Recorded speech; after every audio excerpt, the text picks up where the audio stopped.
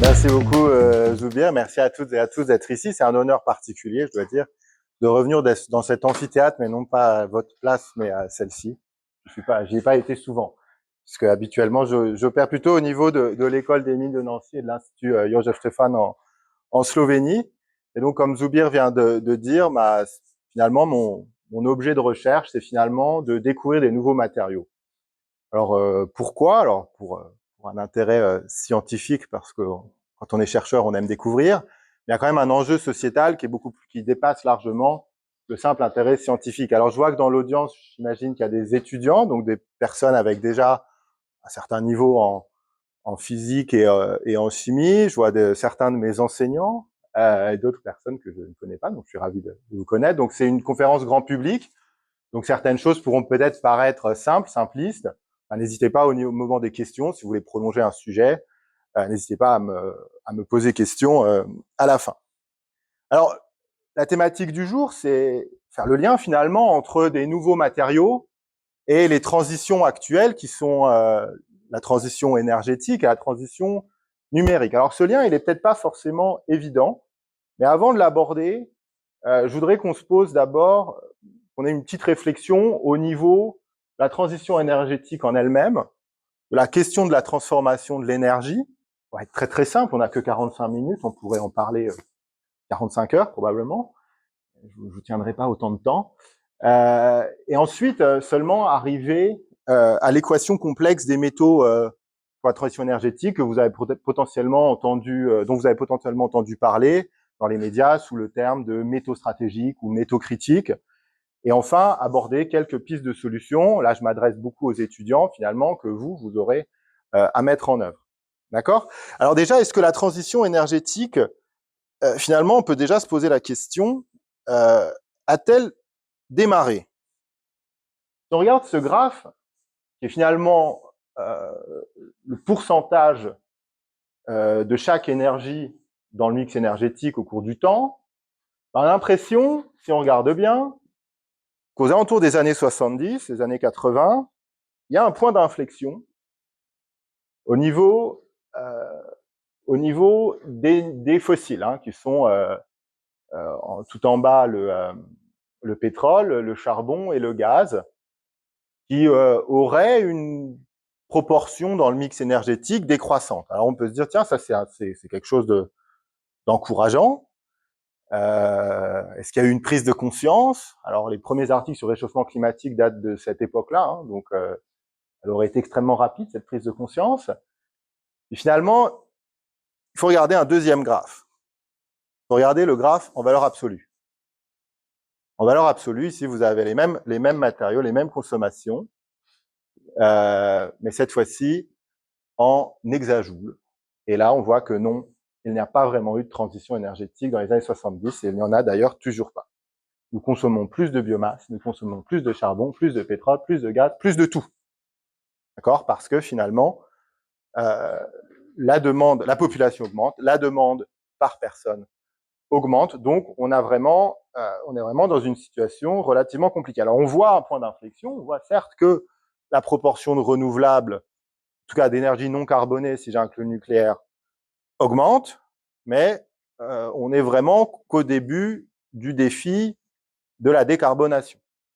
Et là, l'histoire ne peut pas réellement nous aider, à la mesure où il n'y a pas eu de transition énergétique avant nous. On n'a pas substitué le charbon par le pétrole par le gaz et le pétrole par le nucléaire. Non, on a ajouté des énergies.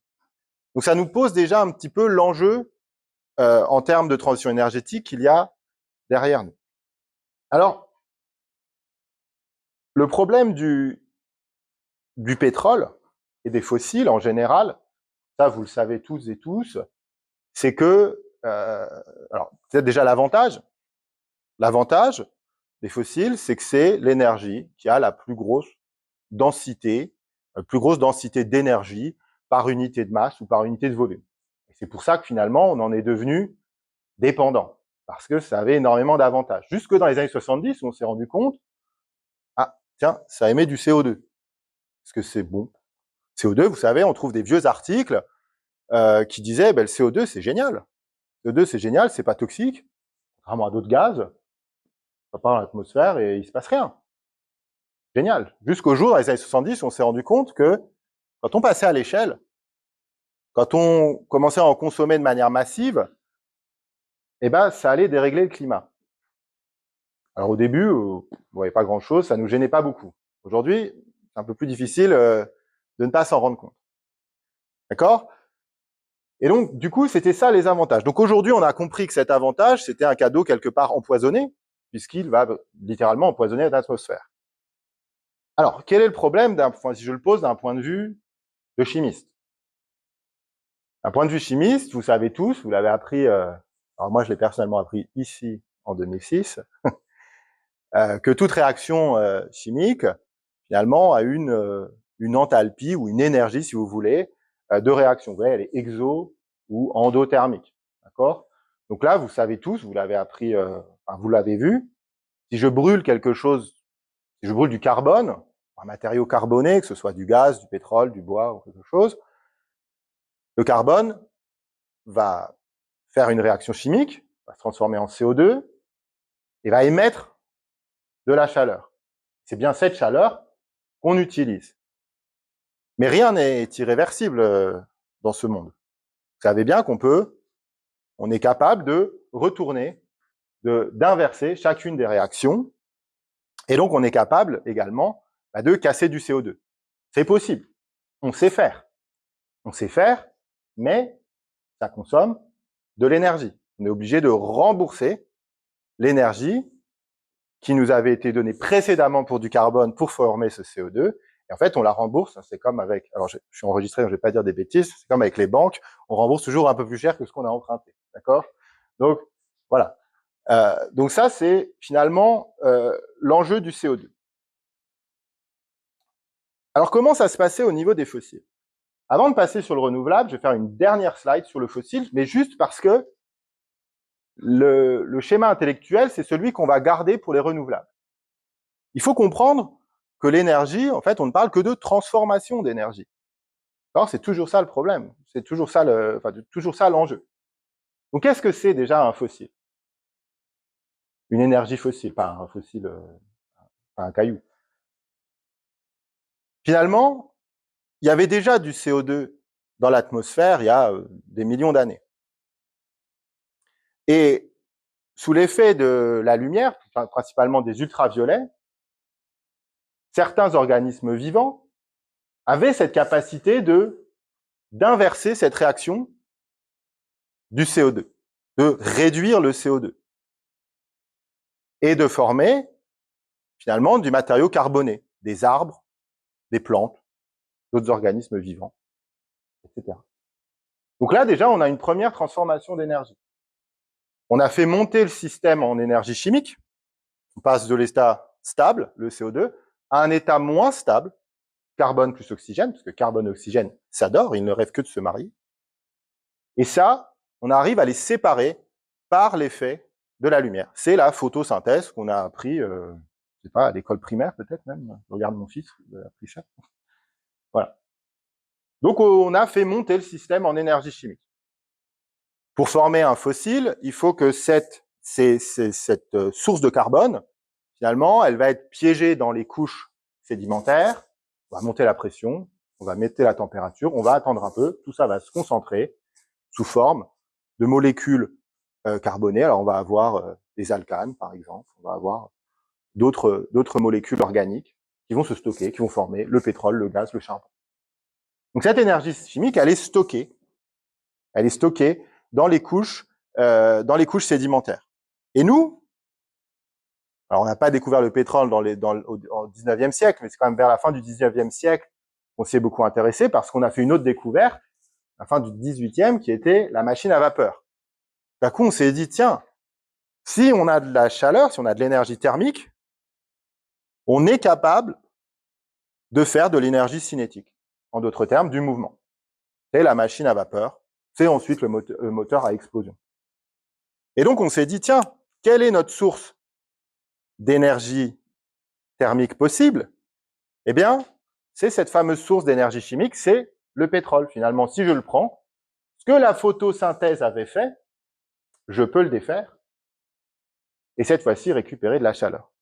Donc finalement, en brûlant du pétrole, on utilise notre compte en banque d'énergie, mais cette énergie, elle a été placée par le soleil et par les plantes il y a 200 millions d'années, sous terre. Et là, on est en train de vider le coffre. Et on le vide un petit peu vite. Parce que ça a mis 200 millions d'années à se faire, ou 50 millions, plusieurs millions d'années. Et là, on en a consommé beaucoup. En quoi? En 50 ans? Donc, on utilise beaucoup de cette énergie, finalement, qui était stockée au fond. Et on l'utilise pour se chauffer. Cette chaleur, on peut se chauffer directement, mais on peut aussi l'utiliser pour du mouvement. La mécanique, c'est la mobilité. Et puis le mouvement, grâce à Tesla, on verra après, on sait le transformer en électricité. Donc finalement, on voit que ce n'est qu'une histoire de transformation d'énergie. Et la transition énergétique, elle n'est pas, d'un point de vue physique, très différente. Elle est très différente d'un point de vue de son implémentation, d'un point de vue des outils qu'on va utiliser, mais finalement, ça reste des transformations d'énergie. Parce que, vous pouvez essayer, vous n'arriverez pas à charger votre téléphone en le mettant au soleil. Et ça, ouais, ce serait bien. Donc, on n'est pas capable, sans aucun matériau, sans aucun device, de transformer de l'énergie. Il va nous falloir quelque chose pour le faire. Donc, les énergies disponibles, ça va être par exemple de la lumière, donc le soleil, on va appeler ça la photoénergie. On a du vent, qui est une énergie mécanique, c'est du mouvement. On peut aussi avoir une autre source d'énergie mécanique, qui est le courant de l'eau, d'accord? C'est ce qu'on va avoir, on va appeler l'énergie hydroélectrique. Mais ça, pareil, si vous mettez votre téléphone dans un torrent, c'est pas parce qu'il y a de l'énergie cinétique que votre téléphone va se charger. C'est pas pour autant que vous allez vous chauffer. Donc l'enjeu, il est finalement d'avoir un système pour récolter cette énergie.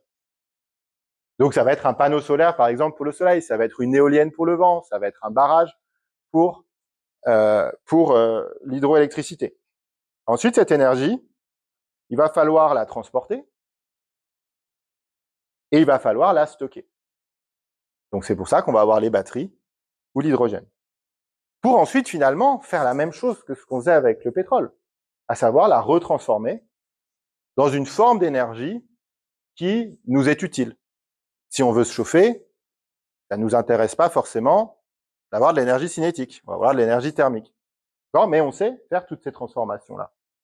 Donc le cycle, finalement, la base physique reste relativement proche, ça reste de la transformation d'énergie, mais l'installation, l'implémentation, les outils sont tout à fait différents. Alors maintenant, on va plus rentrer dans le vif du sujet après cette longue introduction pour parler finalement de ces transformations d'énergie. Et puis surtout, du lien qu'il va y avoir entre ces transformations d'énergie et les matériaux. Et on va voir déjà que c'est quand même des choses qui ne sont pas tout à fait récentes. Donc on va parler de passer d'énergie mécanique, de mouvement, à de l'énergie électrique. Et ça, c'est pareil, ça se faisait dans cet amphi. Il faut connaître les équations de Maxwell. D'accord? Donc c'est le premier, Maxwell, la milieu du deuxième partie, disons, du 19e siècle, qui a formalisé, mais de manière très, très, très théorique, le fait qu'on pouvait passer, si je simplifie, d'un champ électrique à un champ magnétique. Alors là, quel lien avec l'énergie, les questions de transition énergétique? À ce niveau-là, pas grand-chose. On a dû attendre un temps certain pour qu'un chercheur serbe, dénommé Nikola Tesla, donc Tesla n'est pas une marque de voiture, Tesla est un physicien serbe, ait compris finalement que quand on faisait tourner un aimant dans une bobine, on arrivait à avoir un courant. Ou inversement, si on faisait passer un courant dans des bobines astucieusement placées et avec un décalage de temps entre ces bobines, alors l'aimant allait se mettre à tourner. Donc ça, c'est un concept majeur. Parce que là, vous comprenez, on arrive à faire le lien entre électricité et mouvement. Donc ça, c'est absolument crucial, parce que c'est ça qu'il y a derrière les éoliennes, c'est ça qu'il y a derrière les turbines en général, c'est la turbine électrique, et c'est ça qu'il va y avoir derrière le moteur de la voiture électrique, qui est finalement, si je simplifie, une éolienne inversée. Dans l'éolienne, vous sortez du courant, des bobines, et puis dans un moteur électrique, au contraire, vous allez faire passer du courant et ça va faire tourner l'aimant, enfin, ou différentes configurations, bien entendu. Mais ça se fait pas gratuitement. Ça se fait pas avec du bois. Ça se fait pas avec du tissu. S'il faut des bobines, s'il faut faire passer un courant, il faut un bon conducteur. Donc, il nous faut du cuivre, ou de l'aluminium, ou de l'argent si on a beaucoup de sous. Et s'il nous faut un champ magnétique, soit on l'a gratuitement, en prenant un aimant, on peut prendre du fer, on peut prendre du cobalt, enfin des alliages à base de cobalt, soit on doit payer pour l'avoir, c'est-à-dire faire passer un courant dans une bobine. Donc on l'a gratuit, on doit payer l'énergie, mais on doit aussi payer les matériaux avec du cuivre. Donc voilà, c'est ça la représentation. Là, c'est un petit moteur électrique, je crois. Ou alors c'est une éolienne. Oui, c'est un moteur électrique ici.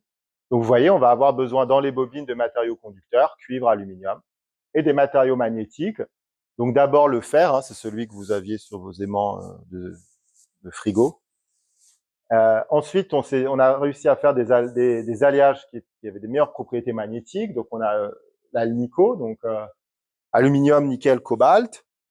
Et puis ensuite, la star des aimants aujourd'hui, c'est le néodyme fer-bore, dopé avec d'autres terres rares, comme le dysprosium, le praséodyme ou le terbium. Donc le néodyme fait partie de ce groupe dont on entend énormément parler aujourd'hui, des terres rares. Donc vous comprenez maintenant, donc là, c'est le premier lien qu'on fait aujourd'hui, il y en aura d'autres, entre transition énergétique et matériaux, certains étant critiques. D'accord ? Donc là, on voit, il y a un lien entre le cuivre, qui n'est pas critique de par ses réserves, mais qui est critique de par la consommation énorme qu'on va en avoir, et les terres rares aussi, qui elles, par contre, sont critiques d'un point de vue réserve, production, tension géopolitique, etc. On va prendre un second exemple, cette fois-ci, comment passer de l'énergie électrique à l'énergie, à photoénergie, énergie lumineuse. Donc là, c'est Einstein qui nous a bien aidés. Donc lui, il a eu son prix Nobel pas pour la relativité générale.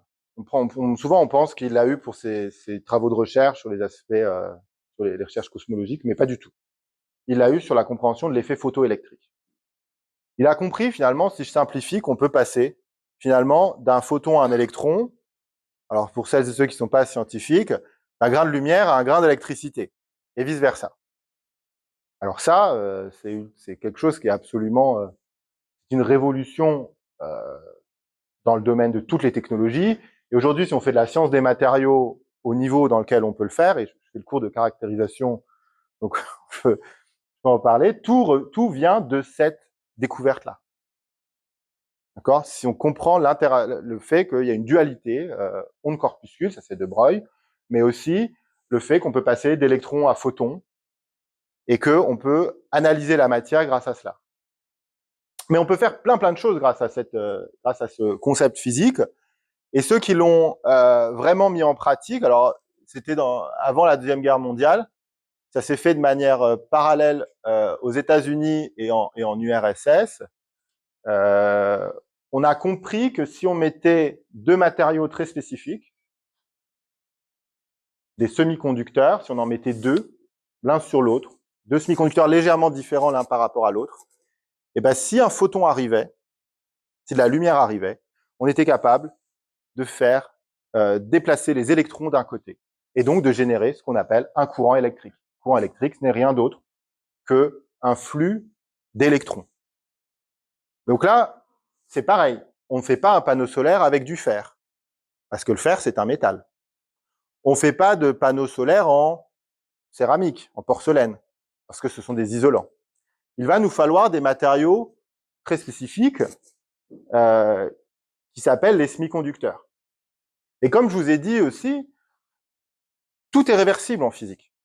Donc si je peux faire de l'électricité à partir de la lumière, je peux aussi faire de la lumière à partir de l'électricité. Ce sont les diodes. Alors là, c'en est pas, c'est des néons. Mais c'est ce que vous avez, par exemple, dans dans votre téléphone. Donc, par exemple, si je prends mon téléphone, si je m'amuse à faire un selfie avec vous, voilà, ici, vous envoyez de la lumière. Cette lumière, elle est captée par le détecteur qui doit se trouver quelque part par ici. Vos photons, les photons que vous envoyez, vont être transformés en électrons, vont se transformer en signal électrique qui va être analysé par un processeur. Hein. Donc, il est capté, par exemple, par ce qui va capter la lumière, ça va être finalement ces capteurs, là, ça doit être un CMOS. Voilà. Et puis, le processeur, finalement, va passer à l'écran, tout ça pour réémettre des photons par le processus inverse. Donc, le fait de faire un selfie, c'est finalement faire une opération, une opération de transformation et son inverse. D'accord? Et toujours basé sur des semi-conducteurs. Dans un cas, on prend vos photons qui se transforment en électrons, ça passe dans l'écran, et l'écran reçoit des signaux électriques interprétés, et qui vont réémettre de la lumière pour que finalement, je puisse vous voir. Bon, on avait inventé le miroir pour faire ça, mais c'est quand même un peu moins pratique. Voilà. Donc tout est réversible, et là, on va être dépendant, encore une fois, de certains matériaux. On va pas faire des panneaux solaires ou des capteurs d'appareils photo avec tous les matériaux. Alors, je vais faire un petit focus sur les panneaux solaires. Donc, les panneaux solaires, un semi-conducteur, il a ce qu'on appelle un band gap. Donc, il a finalement un certain espace entre eux. Alors, je vais donner un langage un peu scientifique, je pourrais l'expliquer un peu plus simplement après. On va dire, il a un band gap qui va être finalement la largeur entre la bande de valence et la bande de conduction. Ça, c'est une propriété du matériau. Quand c'est un métal, il n'y en a pas. Quand c'est un isolant, celui-ci est très très grand, en tout cas supérieur à l'énergie des photons visibles. Alors qu'est-ce qui se passe en fait? Ça, de manière simple, si j'ai un photon qui arrive sur un semi-conducteur, il permet de faire sauter un électron de cette valeur du band gap. Donc l'électron va monter là, il va partir dans la bande de conduction et vous allez pouvoir l'utiliser. D'accord? Mais si j'ai un photon, ce que j'ai fait là, j'ai fait monter en énergie mon électron, pardon. Si j'ai un photon de trop faible énergie, alors il va essayer de sauter et hop, ça va pas marcher. Mais je peux avoir aussi une énorme énergie arriver et puis j'arrive ici. Ah, je suis monté beaucoup plus en énergie. Mais moi, cette énergie-là, le fait d'avoir sauté trop haut, je vais pas le récupérer. Je ne vais récupérer que la valeur énergétique du band gap. Or, le problème, c'est que le Soleil, l'énergie, il émet un continuum d'énergie, de longueur d'onde, et donc de couleur, dans la lumière. C'est la lumière dite blanche. Il y a même des lumières invisibles, des lumières de plus haute énergie, l'UV, la lumière de plus basse énergie, l'infrarouge. Et donc, tout ce qui est infrarouge est pas assez énergétique pour que quand ces photons arrivent à un semi-conducteur, ils puissent être transformés en un électron dit libre. Les ultraviolets, ils font de la surqualité. Ils font sauter l'électron super haut en énergie, et finalement, le semi-conducteur ne restituera qu'une énergie égale à son band gap. Ça a une conséquence importante. Ça fait que sur Terre, les panneaux solaires ont un rendement maximal théorique qui est à peu près de 33%, de 1/3. Et ça, il n'y a pas de solution à ça. Il n'y a pas de solution directe. Si on a une, on pourrait transformer le soleil en laser de la bonne longueur d'onde, et là, on aurait 100%. Mais c'est un peu compliqué en termes d'ingénierie. Donc, vous voyez, on a un rendement limité. Donc, quand on parle de panneaux solaires à 20%, 20%, on dirait, c'est nul. À 20 sur 33, c'est déjà pas mal. Donc, vous serez peut-être les ingénieurs en situation de R&D de dire, est-ce que je mets 1 milliard d'euros pour faire 23%? On a mis des milliards d'euros pour passer de 4 à 20. Mais après, vous savez, c'est Pareto. Hein. Plus les derniers pourcents sont les plus difficiles et les plus chers. Donc aujourd'hui, il y a une vraie question, faut-il continuer à améliorer le rendement des panneaux solaires? Est-ce que c'est vraiment l'enjeu? Alors dans certains cas, c'est très critique, comme je sais que vous travaillez 10%, c'est toujours le cas, 10% de la promo au travail à l'ESA. Très bien. Vous avez bien de la chance. C'est pas le cas à mon époque, mais voilà. Donc, dans certains cas, vous allez voir, si vous travaillez à l'ESA, vous verrez probablement des panneaux solaires qui vont avoir un rendement supérieur à 33%. Parce que là, ce qu'on fait, c'est un éventail, finalement, un éventail, plutôt un entonnoir à photons. Donc, on va mettre d'abord des semi-conducteurs à très, très fort band gap pour aller attraper la lumière de plus haute énergie, puis un semi-conducteur d'un peu plus bas band gap qui va capter la lumière d'un peu plus basse énergie, etc., etc. Et on va réussir à tout capter. Mais ça coûte très, très, très cher. Et c'est très difficile à faire d'un point de vue technique de réussir à empiler comme ça des semi-conducteurs et de s'assurer que les charges vont bien passer. Et quand bien même on arriverait à faire ça, le rendement théorique va s'établir aux alentours de 68,7%, enfin 68%, on va dire, 70, en gros. On n'atteindra pas 100%. On n'arrivera pas à convertir toute la lumière du soleil en électricité. Donc pensez toujours bien quand vous voyez l'efficacité d'un panneau solaire, finalement, vous prenez cette efficacité, vous la divisez par 33, si c'est un produit on va dire, grand public, et puis vous la divisez par 68 si c'est quelque chose de très spécifique dans le soleil. Alors, quel matériau on utilise? La grande star, c'est le silicium. D'accord? Ça, c'est le semi-conducteur par excellence. Mais on va aussi utiliser des matériaux un peu plus exotiques dans le solaire, mais également dans tout ce qui va être diode électroluminescence ou dans vos téléphones. De l'arsenure de gallium, du cadmium tellure, du SiC, donc cuivre, indium, gallium, sélénium. On va aussi avoir besoin de conducteurs pour finalement évacuer ces électrons pour vraiment les transformer en un courant. Donc on va utiliser de l'aluminium, du molybdène, et dans certains cas, c'est le cas de votre téléphone, de l'oxyde d'étain dopé à l'indium. Donc vous voyez, c'est des matériaux pas tout à fait courants. D'accord? Donc voilà, dans un panneau solaire, vous voyez, vous allez avoir une grosse demande en silicium et en argent. D'accord? Troisième transformation, cette fois-ci, passer de l'énergie chimique à de l'énergie électrique. Cette fois-ci, c'est pas tout à fait un enjeu pour la récolte de l'énergie, pour la captation de l'énergie, mais plutôt pour le stockage. Première manière de passer de l'énergie électrique à l'énergie chimique, finalement, c'est les batteries. Les batteries, c'est rien d'autre qu'un couple d'oxydoréduction. Et vous avez un potentiel entre une électrode, vous arrivez à piéger des charges, d'accord? Donc les petites charges que vous voyez ici, les petits points orange, ça va être du lithium, des ions lithium, du lithium plus.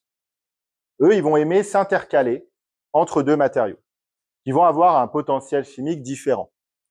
De sorte qu'en chargeant, vous allez faire monter le système en énergie, donc les petits électrons, ils vont se retrouver, les petites charges plus, elles vont se retrouver plus hautes en énergie. Là, vous chargez, vous forcez ça en branchant votre batterie.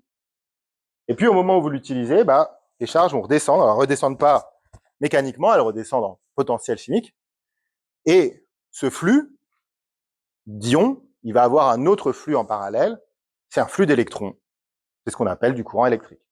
Donc, c'est comme ça que votre batterie, elle fonctionne. Il faut deux électrodes de potentiel différents, mais qui ont aussi la capacité de stocker des charges, ici des ions lithium.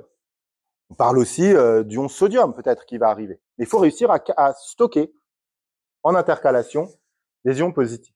D'accord? Donc ça, vous voyez bien, si vous réfléchissez bien à vos cours de cristallographie, des matériaux comme ça, c'est pas très courant. C'est pas le tout venant. Alors, il y a le graphite qui est comme ça c'est le tout venant, d'accord? Le graphite, c'est ce qui est dans les mines de crayon. Mais pour stocker des autres charges Li+, c'est pas du fer, c'est pas du cuivre, c'est pas de l'alu. Ça va être finalement des composés un peu plus compliqués. Par exemple, nickel, manganèse, cobalt, nickel, cobalt, aluminium ou lithium, fer, phosphore. D'accord? Donc ça, encore une fois, vous voyez, stocker de l'énergie, c'est pareil, ça se fait pas en le tenant dans la main. Je peux pas tenir de l'énergie dans la main. Il va me falloir la transformer. Donc là, je la transforme en énergie chimique. Quand je charge ma batterie, je fais, par l'effet d'un courant électrique, je fais artificiellement monter mon système en énergie chimique, en forçant les charges à se trouver à un endroit de plus haut potentiel. Ensuite, quand le système est relaxé, il se relaxe quand vous utilisez, là, par exemple, j'utilise ma batterie, je relaxe le système, et ben les électrons vont partir dans le système pour laisser les ions revenir à leur état d'équilibre. Et ça demande beaucoup de matériaux. En termes de poids, vous voyez, dans une voiture électrique, on dit une batterie, je crois que c'est à peu près, c'est plusieurs centaines de kilos sur des voitures qui, sans la batterie, font 1 tonne, parfois même moins. Donc, vous voyez, le coût du stockage de l'énergie, en termes de performance, il est énorme. Et ça, c'est un enjeu majeur, hein, parce que moi, quand j'étais à votre place, il n'y a pas si longtemps quand même, on apprenait que l'enjeu de la voiture, c'était d'alléger les voitures.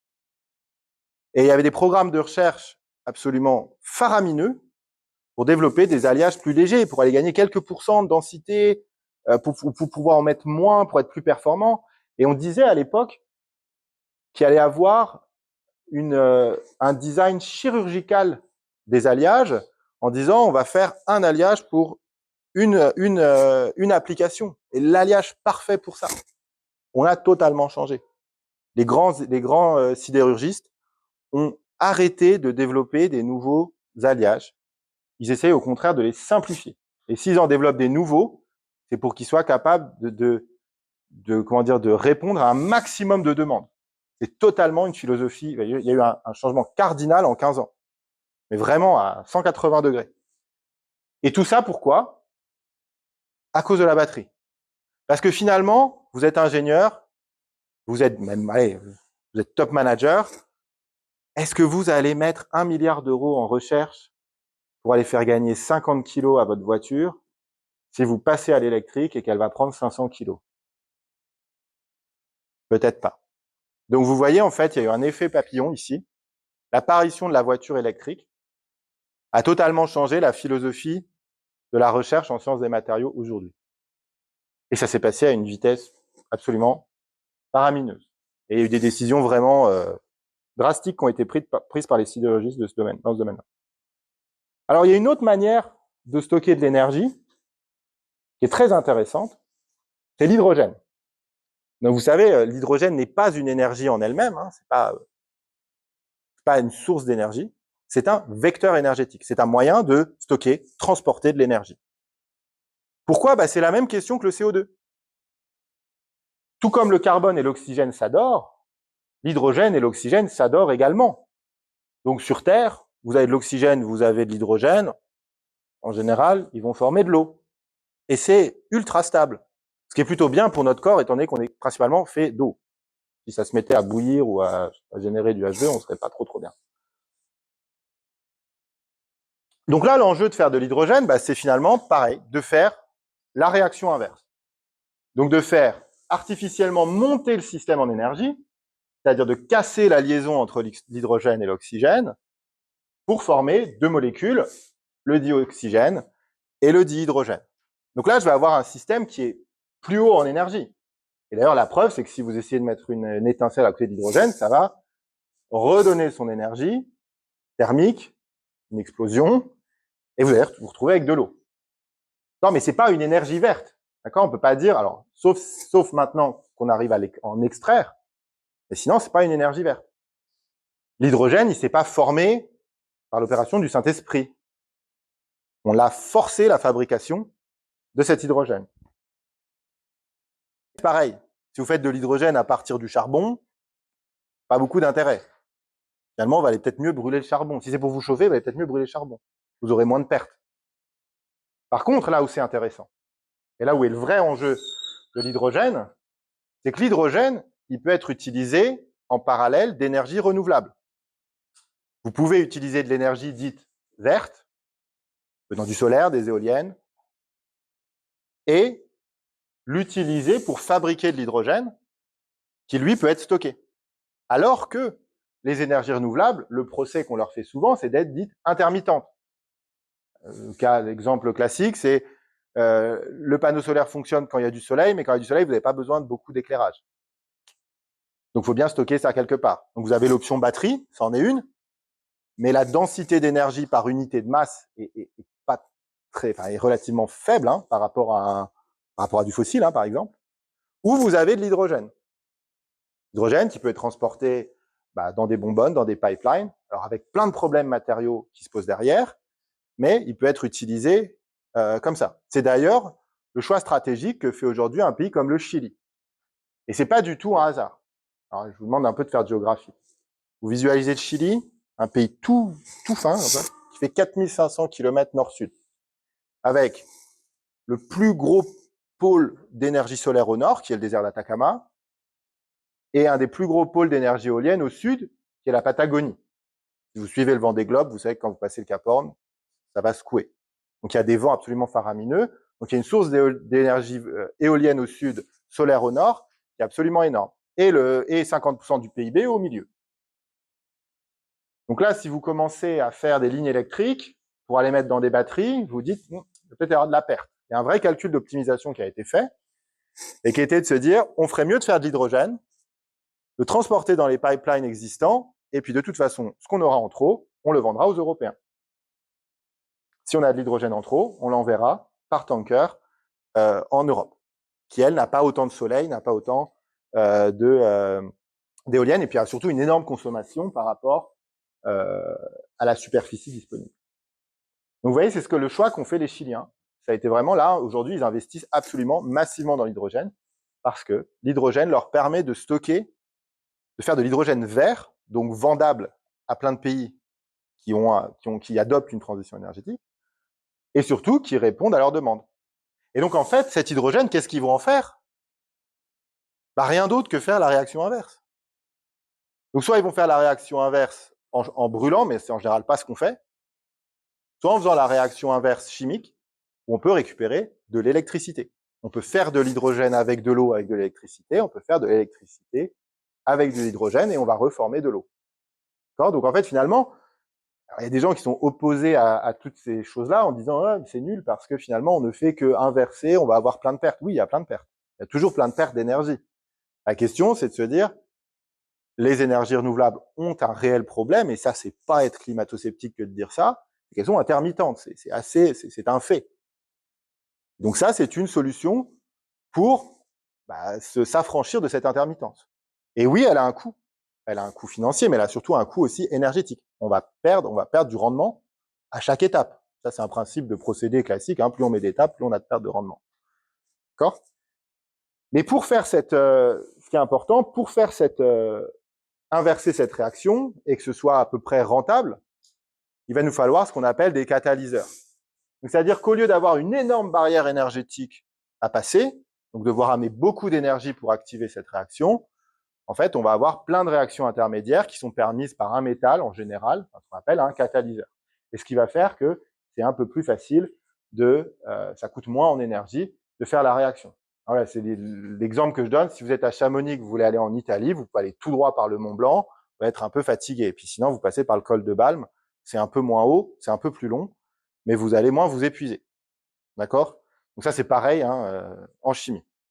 Donc les catalyseurs qu'on va utiliser pour la catalyse de l'hydrogène, alors il y en a plein, mais on va dire que le principal, c'est le platine.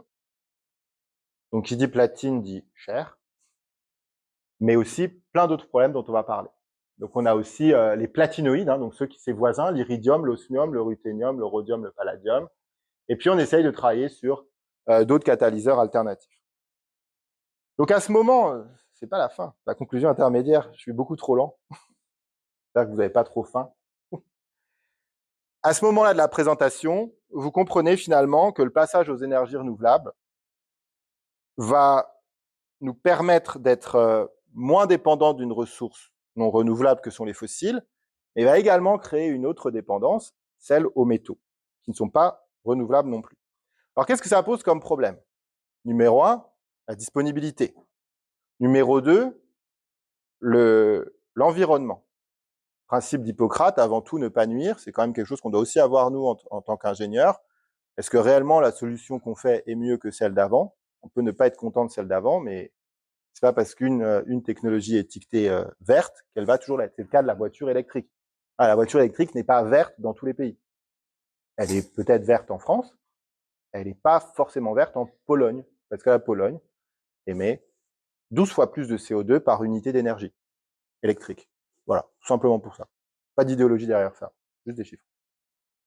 Donc ça, c'est quand même un principe que nous, on doit avoir en tant qu'ingénieur. Et enfin, je voulais aborder la question des sous-produits. Alors, la disponibilité des métaux, alors ça, c'est la disponibilité de la croûte terrestre qui vous donne pas forcément le potentiel minier. Et je trouvais que les ordres de grandeur étaient importants.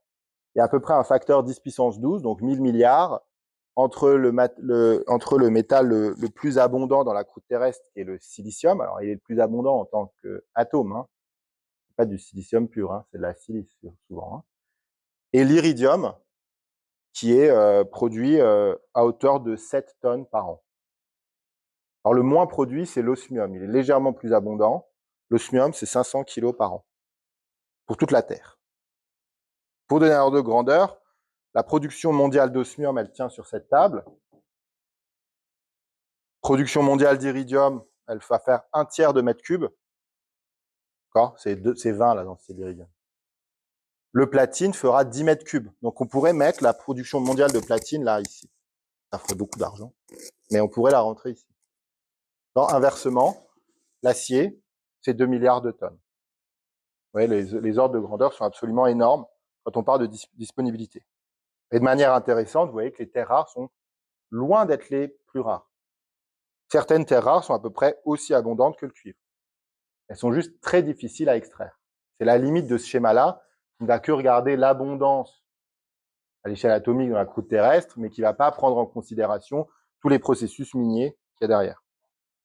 Les métaux ne sont pas égaux non plus en termes de CO2. On parlait du principe d'Hippocrate et avant tout ne pas nuire. Je pense que c'est important pour des ingénieurs matériaux de s'intéresser à l'impact carbone qu'il y a derrière les métaux que l'on utilise. Donc l'acier, c'est 7% du CO2 mondial. Donc c'est énorme. Le transport aérien, vous savez combien c'est? 1,9. Allez, c'est passé à 2. Donc l'acier, c'est 3 fois et demi l'impact carbone du transport aérien mondial. Mais c'est le plus propre, entre guillemets. C'est le moins émetteur de CO2 par unité de masse. Et c'est le plus produit de loin. Vous voyez, on est à 2 kg de CO2 par kilo de fer. Concernant l'or, on est à 50 tonnes de CO2 par kilo. En d'autres termes, je fais une petite image dont j'espère que vous vous rappellerez. Une tasse d'expresso, ou cet autre contenant, je sais, a une certaine popularité à l'EIGN, fait 5 centilitres. 5 centilitres d'or, c'est 1 kg. Sa densité est à peu près de 20.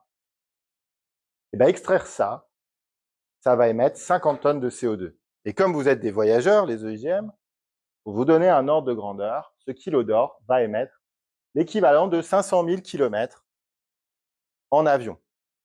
En avion commercial, hein, pas en jet. Hein. Ça, c'est les données qu'ils vous donnent dans Air France quand vous prenez votre billet. C'est pas les données Bernard... enregistrées, pas dire de bêtises. Donc, c'est 12 fois le tour du monde. Donc, pensez-y.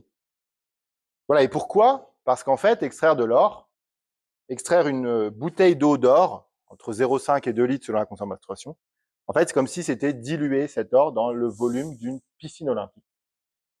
Et qu'il va falloir casser cette piscine olympique de roche à la taille d'un cheveu en diamètre. C'est comme ça qu'on fait de l'or. C'est comme ça que l'Australie dépense 25% de son énergie à casser des cailloux. Et donc, c'est pour ça que vous avez une telle empreinte carbone. Donc, les métaux ne sont pas du tout égaux de ce point de vue-là. Alors, aujourd'hui, on est face à un paradoxe, c'est qu'on va avoir besoin, on n'a jamais eu autant de besoin de métaux, ça va exploser, et on n'a jamais aussi peu investi dans les mines. Alors, parce que les mines ont mauvaise réputation, parce que c'est de l'investissement à long terme, et donc de l'investissement risqué, et plus vous investissez à long terme, plus ça vous coûte cher, il suffit de faire un crédit immobilier pour le savoir, voilà, les entreprises sont logées à la même enseigne. Donc là, c'est un vrai problème, d'autant plus que la demande en matériaux va absolument exploser, va faire x21 sur le lithium. C'est pas forcément significatif parce que le lithium est tellement faible que bon, quelque chose de petit x21, ça veut pas forcément dire quelque chose de grand. Par contre, c'est beaucoup plus problématique sur le dysprosium ou sur le cobalt, qui va être multiplié par 4. Là, vous savez, l'industrie minière, c'est pas l'industrie des réseaux sociaux, elle n'est pas extrêmement réactive en termes de production, elle n'est pas capable. Et pour vous donner du coup une évolution de la demande, plus on sera ambitieux en termes de climat, plus on va avoir besoin de métaux. Donc on parle de 45 millions de tonnes de métaux non ferreux, là j'exclus le fer, juste pour la transition énergétique.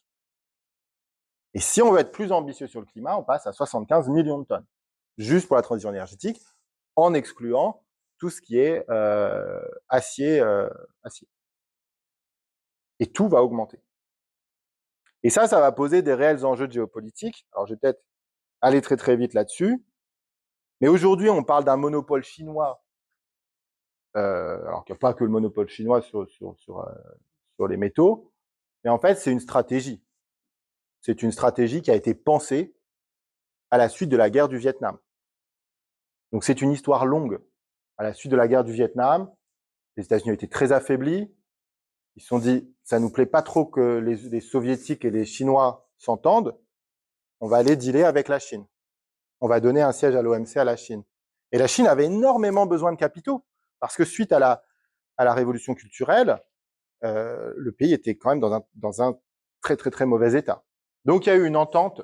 Je le dis pourquoi? Parce qu'aujourd'hui, ils sont en train de se bagarrer sur la question des métaux. En fait, le problème a été créé dans les années 70. Parce que du coup, finalement, on a investi en Chine, on y a envoyé un certain nombre d'industries qui, étaient peu qualifiées, polluantes, et puis on a un peu fermé les yeux.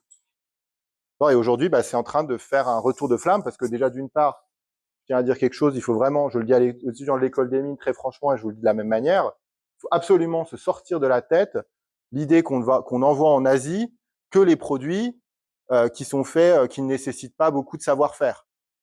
Je peux vous dire qu'en Asie, il y a un niveau d'ingénierie qui est impressionnant et duquel on a à apprendre.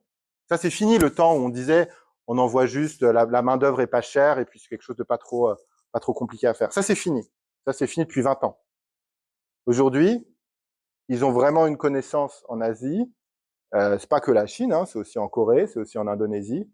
Connaissance très bonne des procédés métallurgiques et de transformation des matériaux, une connaissance qu'on a en partie perdue. Donc nous, il faut qu'on se place en tant qu'Européens dans une logique plutôt de réapprendre des autres. D'accord? Alors que faire pour terminer? Une conclusion rapide. Qu'est-ce qu'on peut faire pour résoudre cette équation des métaux critiques? Alors, j'ai fait ce cours à Sciences Po et je me suis fait interrompre au bout de 5 minutes en me disant, enfin 5 minutes, 50 minutes, c'est bien ce que vous dites, mais la décroissance va tout résoudre. Alors, la décroissance, il y en a eu 3 au cours des 35 dernières années. La chute de l'URSS, qui s'est matérialisée par le passage de l'espérance de vie des hommes en dessous de 60 ans, et un homme sur 2 dans les bancs d'université n'atteignait pas 60. Un choc économique comparable à la Deuxième Guerre mondiale. Voilà, ça, ce sont des faits. La deuxième, c'est la crise financière, a généré une baisse du CO2. On ne regarde pas l'économie, là, on regarde le CO2. Et le troisième, c'est le Covid. Donc, on voit une chose.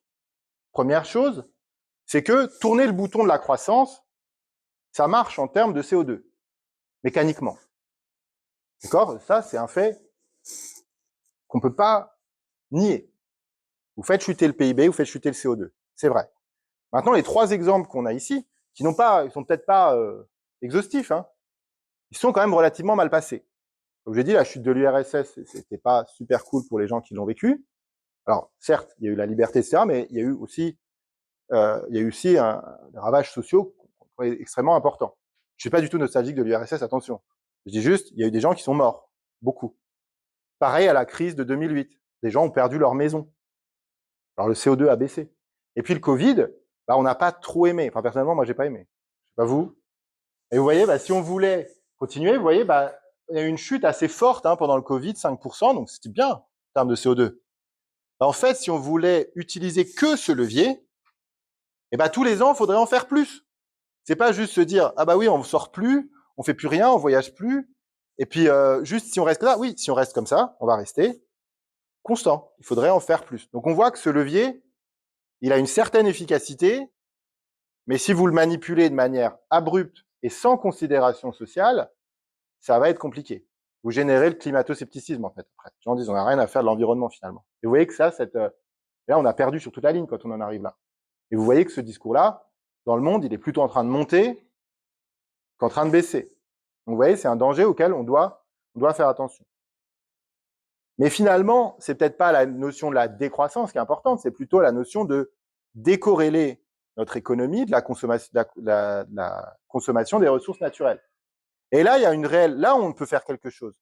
Quand je vois, ça c'est quand je vois les trottinettes électriques qu'on retrouve dans la Seine, ça m'énerve beaucoup. Quand je sais qu'il y a plus de 70 kilos de minerais, alors c'est encore plus que ça, parce que 70 kilos de minerais, c'est ce qu'il faut pour faire un iPhone. Donc, je laisse penser pour une trottinette électrique, c'est plutôt plusieurs centaines de kilos. Donc là, quand on consomme ça, puis on se dit tiens, c'est rigolo, on va l'acheter au canal, bah, c'est pas très très malin, finalement. En termes de CO2, en termes de. Alors, je vous fais pas la leçon, hein, ça donne. Mais finalement, on voit bien que là, sur la consommation, on peut faire quelque chose. C'est pas forcément la décroissance, pas forcément tourner sur le bouton du PIB. Par contre, ça peut être réparer, recycler, ne pas utiliser ce dont on n'a pas besoin, etc. Deuxième chose, recycler. Là, je parle aux ingénieurs EIGM. Si vous voulez être des héros du climat, en fait, vous vous intéressez pas forcément en premier lieu au transport aérien, même si c'est important. Mais en premier lieu, si vous réussissez à baisser l'empreinte carbone de l'acier, la diviser par 2, vous faites gagner 3,5% de CO2 par an. Votre coût social, est-ce que vous allez embêter les gens avec ça? Non. Vous allez créer de l'emploi localement. Si vous interdisez, je donne l'avion parce que je choisis volontairement un sujet controversé, vous allez quand même un peu embêter les gens. Si vous êtes politique derrière, qu'est-ce que vous choisissez? Vous devez avoir 3,5% de gain de CO2 en recyclant ou 1,9 en arrêtant tout transport aérien sur Terre. Moi, si je suis politique, je choisis le recyclage. Hein. Je fais plus de gains de CO2, en plus, j'embête personne. Et potentiellement, si je suis pas trop bête, je crée de l'emploi dans mon pays. S'il y a des ingénieurs en quête de sens dans leur métier, je vous invite à y réfléchir parce que vraiment, alors certes, vous n'aurez pas de médaille, vous n'aurez pas d'article dans le monde, voilà, mais vous aurez réellement apporté une contribution énorme au climat. Je parle de l'acier, mais je parle de tous les métaux. Donc recycler, c'est extrêmement important. Je vais passer ça. Mais surtout qu'il y a du travail, hein, vous voyez qu'on recycle très peu, et on recycle très peu ce qui est stratégique. Le troisième volet, c'est finalement la substitution. Finalement, peut-on ne plus avoir besoin de ce qui est critique ou de ce qui est polluant? Alors, qu'est-ce qu'on fait? Nous, on explore des nouveaux matériaux. Ça, on arrive juste à mon sujet de recherche, et puis je m'arrêterai là. Et on essaye d'évaluer. Alors, la première question, c'est combien de matériaux connaissons-nous? Beaucoup, ouais. Allez, un chiffre. 50 000. Allez, des enchères. 50 000. Allez, qui dit mieux? Plus.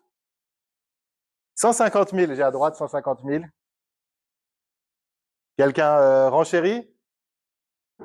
La réponse de la salle est 150 000. On va voir si c'est vrai.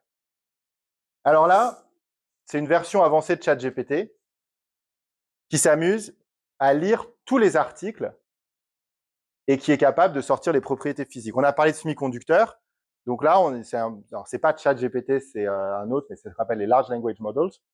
Et donc là, ça va lire les articles scientifiques à votre place et vous sortir un Excel, en gros, avec le nom du matériau. Et ici, c'était le band gap. On a découvert 7000 semi-conducteurs. Ça, c'est pas de la découverte par IA. C'est juste l'IA et elle est plus vite que vous ou que moi. L'IA a lu la connaissance humaine aujourd'hui. C'est-à-dire qu'aujourd'hui, l'être humain a fabriqué ou prédit ou modélisé 7000 semi-conducteurs. J'aurais jamais dit ce chiffre-là, j'aurais dit 150. Voilà. Quand on m'a demandé, j'ai dit 150. Qu'est-ce qu'on peut faire d'autre? Du calcul haute performance. Là, c'est toujours pas de l'IA. On va modéliser les matériaux, on va modéliser, si vous voulez, alors pour vous voyez, dans l'équation de Gibbs, il y a le paramètre d'interaction. C'est lui qui est embêtant à modéliser. Donc on va modéliser ça, et on va réussir à prédire là 658 000, on va donner les propriétés thermodynamiques, on va dire la stabilité de 658 000 alliages. Ce n'est que les alliages équimolaires parmi 40 éléments. Parce que vous faites le combinatoire 5 parmi 40, ça fait 658 000. Donc maintenant, je vous laisse imaginer. Donc on est un peu loin, là, les 150 000, ça y est, vous êtes pour voir les enchères. Ça, c'est de l'IA. Ça, c'est Google qui a fait ça avec DeepMind. Là, ils ont essayé de faire un modèle d'IA prédisant des matériaux, et ils en sont à 2,2 millions. Et puis moi, j'ai fait le calcul. Moi, j'ai fait le calcul en me disant, combien d'alliages sont possibles? On a à peu près 75 éléments qu'on peut utiliser pour faire des alliages. Combien de combinaisons sont possibles en fonction du nombre d'éléments que je vais mettre? Et puis ensuite, j'ai affiné la concentration, parce que tout n'est pas équimolaire en ce bas monde. On peut ajuster la concentration par pas de 10%, par pas de 1%. Alors, j'aurais encore pu faire à 0,1. Je me suis arrêté là. Et ce que vous voyez, c'est que finalement, le nombre d'alliages à 10 éléments, ce qui est par exemple le nombre qu'on peut avoir dans un acier, finalement atteint le nombre d'étoiles dans l'univers, qui est 10 puissance 24. Donc ça va être une grande source de, finalement, c'est à la fois un questionnement de recherche, et c'est à la fois un grand source d'espoir. C'est une grande source d'espoir parce que parmi ces 10 puissance 24, vous voyez, quand j'étais en Angleterre, je travaillais avec des astrophysiciens. Et quand on leur posait la question de savoir est-ce qu'il y a de la vie ailleurs, ils me disaient bah bien sûr. Je disais ah bon. Et ils me disaient bah oui, parce qu'en fait, il y a une équation, là le nom m'échappe, il y a une équation qui va calculer la probabilité qu'il n'y ait pas de vie sur Terre. Qu'il n'y ait pas de vie, pardon, ailleurs. Et en fait, étant donné le nombre d'étoiles qu'il y a dans l'univers, la probabilité est très faible. Donc, il y a plus de probabilité qu'il y ait de la vie que de la probabilité qu'il n'y ait pas de vie. Et bien, en fait, c'est cette approche que nous, on utilise, cette fois-ci, non pas pour chercher de la vie dans d'autres systèmes, sur d'autres planètes, mais plutôt pour chercher les bons matériaux. Donc oui, aujourd'hui, on est un peu sec s'il s'agit de remplacer le platine à performance égale. Mais il y a 10 puissance 24 matériaux possibles, dont l'immense majorité ne sert à rien. De la même manière que l'espace est majoritairement vide. Ça ne veut pas dire qu'il n'y a pas d'étoiles, ça ne veut pas dire qu'il n'y a pas de planète, ça ne veut pas dire qu'il n'y a pas de vie. On en est la preuve. Mais l'immense majorité de l'espace est vide. Et bien, l'immense majorité de ces matériaux ne servent à rien, seront probablement nuls, mais une toute petite fraction de 10 puissance 24, ça peut faire beaucoup. Et donc, nous, nos travaux de recherche, ça consiste justement à ça. Je vous ai posé le problème avant des matériaux, le CO2 qu'ils émettent, les problèmes de disponibilité. On voit qu'ils sont critiques. Donc, nous, on essaye de trouver finalement, de développer des algorithmes. Alors, il y a de l'IA, mais il y a aussi de l'évaluation de la soutenabilité pour essayer de trouver les zones d'intérêt. Pour dire, dans cette zone de l'espace des matériaux, il y a peut-être un matériau qui est intéressant. Et là, ça vaut le coup de mettre du temps et de mettre de l'argent pour les trouver. Donc ça, c'est le troisième levier. C'est-à-dire que les trois solutions que j'ai posées, il ne faut pas les voir en opposition. D'accord? Et ce message-là, c'est un petit peu contre le débat politique aujourd'hui tel qu'il est posé, de dire il y a les techno-optimistes d'un côté et les décroissants de l'autre. Moi, je trouve que c'est juste pas du tout la bonne manière de poser l'équation. Je pense qu'au contraire, il faut aborder ça de front. Je pense qu'il y a notre consommation est devenue quand même un petit peu folle, il faut être franc, et qu'on vivrait peut-être pas forcément moins bien avec un petit peu moins de choses. Mais je sais que ça a une limite. On peut pas dire aux gens revenez à l'âge de pierre, ça ne marchera pas. On peut aller jusqu'à un certain seuil d'acceptabilité qui est fini. On peut gagner du CO2, beaucoup de CO2, en recyclant. Mais on sait qu'on peut pas tout recycler. Tu vois, des choses qui sont pas recyclables. Un téléphone, c'est extrêmement dur à recycler. Mais on peut aussi apporter une autre contribution qui va être de substituer, de prendre ce qui est critique d'un point de vue géopolitique, mais aussi d'un point de vue environnemental, et le remplacer par des matériaux moins polluants, moins émetteurs, plus abondants, etc. Là, c'est mon avis personnel, c'est que c'est seulement la combinaison des trois qui ne marchera. C'est pas l'un contre l'autre. Voilà. Donc c'est pour ça que finalement, on a besoin de nouveaux matériaux. Et je vous remercie de votre attention, j'étais très long. Voilà.